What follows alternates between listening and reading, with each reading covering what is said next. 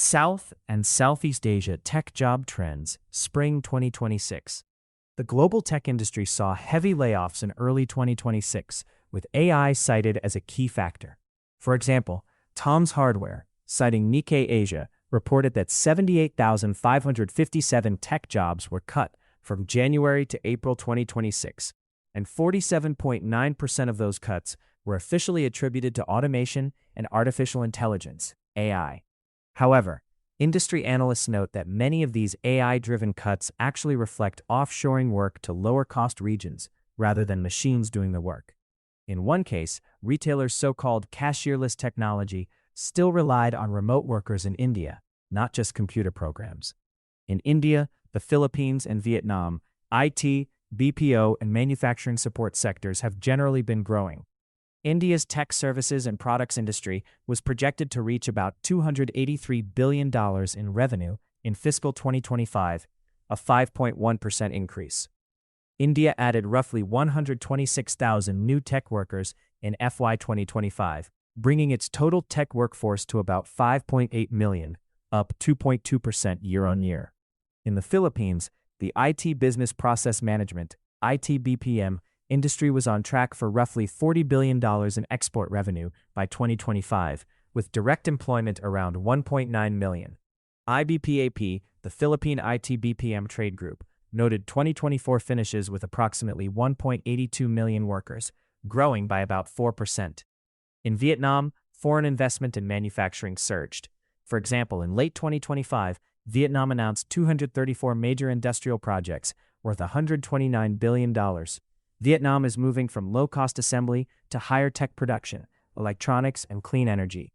Currently, only about 10% of its factories use robots, so human labor is still critical. Across these markets, growth coexists with the rise of AI. India saw stable hiring after a 2024 slowdown, while Philippine BPO grew 4 to 5% in recent years. Vietnam's economy boomed with China's factories shifting out, but rising labor costs, up 10 to 15% in 2025, have spurred more automation. Overall, official data, India's NASSCOM reports, Philippine IBPAP, Vietnam's GSO, suggest continued job growth in 2025 to 2026, even as AI and globalization change job types and locations. Onshore versus offshore versus automation. A key issue is distinguishing offshoring, moving work to other countries, from pure machine automation. In practice, many jobs replaced by AI are instead being done offshore. Forrester analysts warn that companies often blame AI for cuts while actually shifting tasks to lower-paid workers in countries like India or the Philippines. For example, Amazon's automated checkout systems that let shoppers leave without a cashier still required human supervisors in India rather than purely software agents. Similarly, big outsourcing firms like TTEC operate call centers worldwide, 22 countries for U.S. clients, suggesting that even AI-powered customer service often relies on humans offshore. That said, true automation is growing too. In the US and China, many routine tasks are being done by software. US tech firms reported that roughly 20 to 30% of new code is now written by AI tools. A study of global GitHub developers found that about 20% of coding contributions by Indian engineers used AI tools by late 2024. In customer service, surveys show AI projects are moving past pilots. For example, over 30% of AI customer support projects are active beyond testing. However, even these AI systems often need human oversight. In short, much of the US and European job loss headlines reflect the mix of offshore hiring and tool adoption. An AP story cautioned that in many companies, AI became the scapegoat rather than the real cause of layoffs. For Southeast Asia, the picture is complex. New work is coming in, especially from the US and Europe. But AI-led efficiency gains may reduce the number of humans needed for each unit of work. India. IT services and BPO trends. India's IT services and software industry remains one of the world's largest. NASSCOM reports that after a modest slowdown, the sector grew again in FY 2025, reaching about $283 billion in revenues. This growth was led by exports, expected to hit about $224 billion, up 4.6%, and a strong domestic market, around $58 billion, up 7.0%. Key client sectors were BFSI, banking finance, and the United States, which together drove most demand. Asia-Pacific clients, Japan, Australia, and sectors like telecom and healthcare were also emerging growth areas. On the employment side, India's tech firms hired about 126,000 people in FY 2025, bringing total tech-related employment to 5.80 million. This was only about 2.2% growth, reflecting how companies are focusing more on productivity and retraining. Reportedly, many top IT companies delayed large-scale layoffs by shifting unassigned staff, higher bench size, and using attrition controls. Utilization rates, portion of employees on billable projects, are closely watched. Firms target 75 to 80% utilization to stay profitable. Anecdotally, utilization dipped slightly in late 2025 as new sales slowed, but firms managed it with project reshuffling. On wages, India has had steady but slow salary growth in tech. Entry-level programmers might earn 3 to 5 lakh per year, about $3,000 to €6,000, depending on skill and city, while mid-level salaries vary widely. NASSCOM noted that wage growth has flattened around 5 to 7% annually. Offshoring competitiveness and new supply, including returning expats and graduates, have kept wages from rising sharply. Indian BPO and customer support in BPO, business process outsourcing. India's share is strong in technical support and back office for global brands. English language call centers employ over 1 million Indians. Average wages are relatively low. One report noted a 25-year-old agent in Manila, working nights for U.S. clients, earned only €290 per month, though Indian English proficiency and 24/7 support remain valuable. Some onshoring of simple tasks has begun, especially simple voice support returning to U.S. due to policy pressure, but most complex or premium BPO work still goes to India. Philippines, IT BPS and BPO. The Philippines remains a global leader in voice-based BPO. Industry data via IBPAP show the IT BPM sector grew about 4 to 5% per year recently. It contributed roughly 8% of GDP and had around €34 billion in revenues in 2024. In straight numbers, there were about 1.8 to 2.0 million people employed in IT and BPO roles by 2025. The country serves mainly the U.S. market, about 70% of its contracts, giving it an accent advantage and cultural affinity. However, Philippine BPO is facing headwinds. U.S. lawmakers have proposed incentives to keep customer service jobs stateside, which could reduce offshoring. In mid-2025, a U.S. bill, Keep Call Centers in USA, introduced tax breaks for onshore support. If passed, this might slow job growth in Manila in the future. For now, though, the Philippines is still adding jobs. IBPAP reported about 80,000 new jobs in 2025. On wages, the Philippines saw only modest increases. Real wages have lagged inflation in recent years, so disposable income of call center agents remains low, on the order of a few €100 per month, as noted above. This keeps the Philippines competitive cost-wise, but also limits domestic pressure to raise pay. Utilization in Philippines BPO centers is naturally high. These centers operate 24/7. Bench time, when agents are unassigned to calls, is usually kept minimal by shifting agents across time zones. The sector historically enjoyed 75% plus utilization, given round-the-clock demand. As of spring 2026, centers report a slight uptick in bench sizes as new hires await positions, but seasonal business, tax and holiday support has absorbed most staff. The client mix in PHBPO remains heavily skewed to the U.S. Nearly all major American banks, telecoms, and tech firms outsource customer care to Manila. A small but growing share of work comes from Europe and Asia. Some PH companies are also exploring IT outsourcing, like software dev beyond pure voice, but this is still much smaller than in India. Vietnam, manufacturing support and ICT. Vietnam's economy is heavily driven by manufacturing, not services. Global brands Samsung, Intel, Nike, LG make high-tech goods there. In early 2026, provinces like Bac Ninh saw booming factory growth as companies moved out of China. Vietnam's strategy is upgrading from basic assembly to high-tech products, electronics, clean energy devices. In December 2025, Vietnam launched 234 projects worth $129 billion to accelerate this shift. In manufacturing support, jobs grew along with plants. For example, local suppliers and contract manufacturers have added roles in quality control, logistics, and engineering.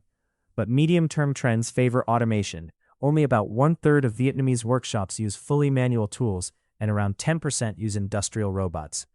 This suggests that as manufacturing scales up further, some factory jobs could be automated.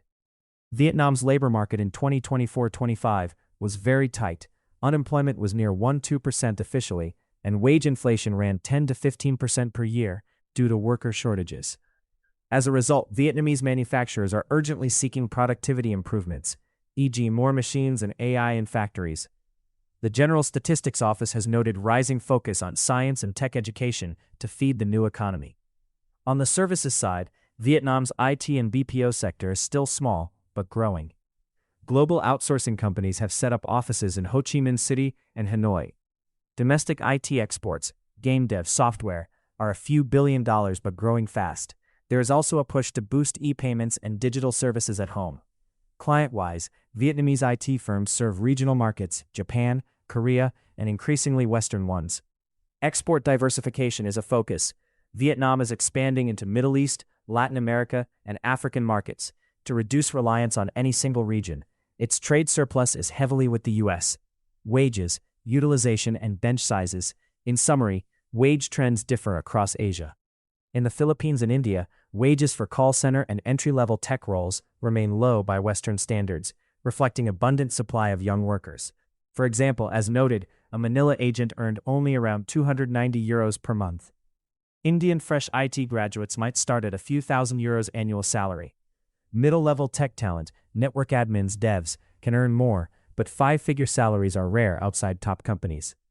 These low wages in Asia are one reason offshoring continues. Companies often cite cost savings of around 70%. By moving work to Asia, however, as AI and competition intensify, even Asian wages are under pressure. Where AI boosts productivity, it can slow wage growth. Conversely, labor shortages like in Vietnam push wages up. Vietnam's 10 to 15% rise shows how a narrow labor pool can raise costs and accelerate automation. Utilization, the share of staff on billable work, is a key metric. Across these countries, firms strive for high utilization. In IT services, industry norms are 70 to 80%. During slow periods, utilization dips and bench sizes, unassigned staff, grow. In late 2025, many Indian IT firms reported bench sizes at or near record levels as they waited for new projects. By spring 2026, utilization has started rising again with a handful of new deals, but US and Europe clients remain cautious on large hires. BPO centers typically have constant demand, so their utilization stays high. Agents are shared across shifts. Case study: AI and delivery centers. AI tools are already in use at many outsourcing and IT delivery centers.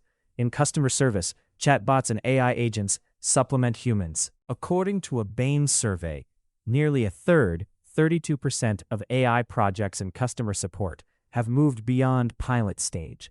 For instance, Waggle, a UK insurance firm, uses AI chatbots to offer 24/7 help and to assist human agents in finding answers faster.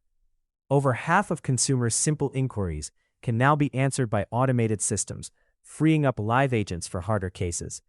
Similarly, HGS, a global BPO provider, reported that AI allows them to audit 100% of calls for quality instead of the usual 1 to 3% checked manually.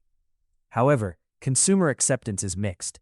A YouGov Commission study warned that many customers still distrust AI bots. So most delivery centers use hybrid models. AI handles routine chat and flags issues, but human agents intervene as needed. For example, agents might get real-time customer profile suggestions on screen, as happened at TTEC's multinational call centers, leading one agent to say, "AI has taken the robot out of us," because it removed tedious tasks. In software development, AI code generation is spreading. Major tech firms have adopted tools like GitHub Copilot.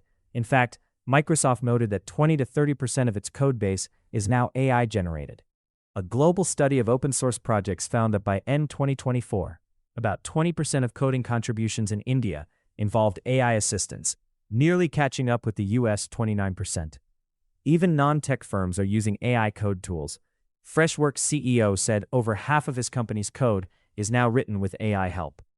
This greatly speeds up routine programming tasks, but developers still need to verify and integrate the AI output.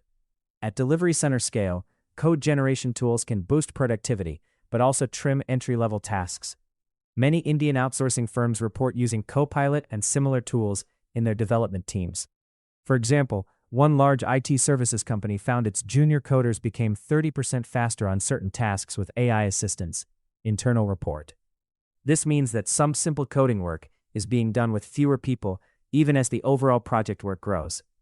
In summary, case studies show AI is augmenting rather than fully replacing human work for now. Chatbots are handling the easy questions in customer support, and code generators are helping developers write boilerplate code. But delivery centers still rely on skilled staff to handle complex issues, manage AI outputs, and maintain customer relationships. Conclusion and advice. AI and automation are reshaping IT, BPO, and manufacturing support jobs in India, the Philippines, and Vietnam. Some roles are being offshored to Asia or automated, but new roles are also emerging. Key takeaways: focus on advanced skills.